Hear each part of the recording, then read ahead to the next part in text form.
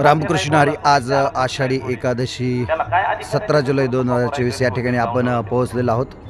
कानिपनाथ देवस्थान ट्रस्ट मढी या ठिकाणी संजय महाराज मरकडे यांचं कीर्तन चालू आहे, तर त्यांचं चित्रीकरण आपण घेऊया. माहितीच्या अधिकारात काढून घ्या. मुंबई पुणे एक्सप्रेस हायवे हा जो देहूवरून गेलाय हा जगद्गुरु तुकोबरायांच्या शेतातून गेलेला आहे. देहूचं रेल्वे स्टेशन हे जगद्गुरु तुकोबरायांच्या शेतात उभा आहे. दान करून टाकलं गरीब. आता ते काय गरीब होते का? पण भोगल्या त्यांनी गातो गरीब भोगल्या. मी त्या दिवशी मी बोललो का देती दिदेशी कामधेनू घरी परी नाही भाकरी भक्षवया. दुष्काळामध्ये सगळं दान करून टाकलं. आपण एखाद्या सप्त्यामध्ये जर 501 रुपयाची पावती फाडली, पुकारणारे जर 500 पडली तर किंवा अर्ध्या रात्री त्याच्या घरी जातो. वरच्या 1 रुपयाचं काय केलं? चुना पुढे घेतली का काय? हे आपली लायकी. जगद्गुरु तुकोबराय एवढे श्रीमंत होते. 22 गावची महाजनकी जगद्गुरु तुकोबरायांकडे होती. किती?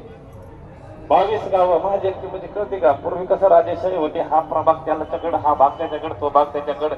मग त्याचा जो शेत सारा, त्याचा जो कर वसूल करायचा, ते 22 गावाचं काम हे जगद्गुरु तुकोबरायांकडे होतं, तुकोबरायांच्या घराकडे होतं. आणि त्याच्यातलं मग काही वाटा सरकारमधून त्यांना तो मिळायचा. खरेदी खत किती होती का? एवढे जगद्गुरु तुकोबरायांचे हे व्यावहारिक श्रीमंत होती. बरं, किराणा मालाचं दुकान होतं, वाण्याचं दुकान होतं. ते जगद्गुरु तुकोबराय गरीब होते का?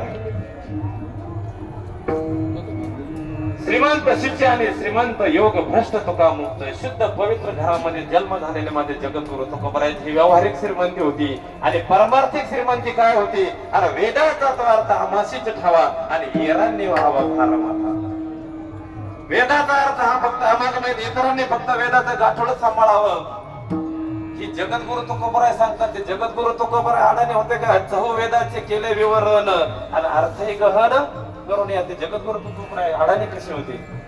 पण माणसं पुढेही आपल्या आपल्याच दिवाळ्या काढतात.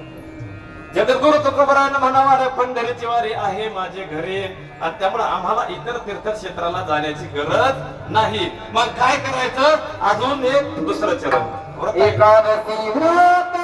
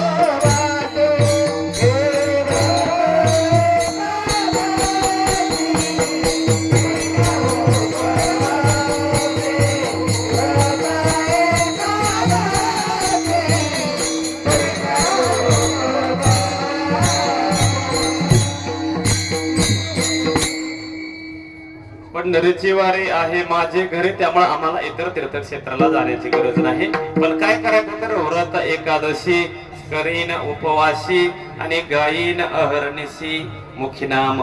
एकादशीचं व्रत कसं करायचं? व्रत एकादशी